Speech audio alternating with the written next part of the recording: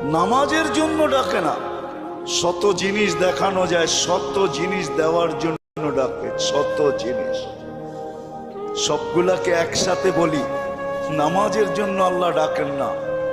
আপনার আমার এই ছোট জীবনটা পূর্ণতা লেখা দেওয়ার জন্য ডাকেন, পূর্ণতা লেখা দেওয়ার জন্য। বলবেন এটা কোত্থেকে বার করলেন? হাদিসে আছে, ইদা সালুহা সালুহা সাইরুল আমাল। নামাজ ওকে, জীবন ওকে। আল্লাহ বলে তোর জীবনটাকে পূর্ণতা লেখা দেওয়ার জন্য তোকে মুসল্লায় ডাকতেছি, নাহলে ডাকার প্রয়োজন ছিল না। তোকে কেন ডাকবো?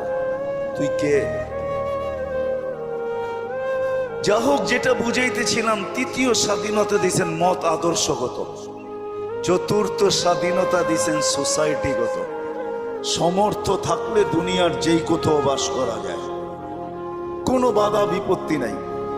আপনি বলবেন আমার সমর্থ আছে, আমি আমেরিকা বাস করতে পারবো, দেন না, ওদের ব্যাংকে টাকা জমা, বাড়ির থেকে আইসা নিয়ে যাবে। সত্য এটাই। পঞ্চম স্বাধীনতা আল্লাহ দিছেন, মৌত পর্যন্ত যেমন খুশি তেমন চলতে পারো। বিকেনিও পড়তে পারো, 3 কোয়ার্টারও পড়তে পারো, হাফ কোয়ার্টারও পড়তে পারো।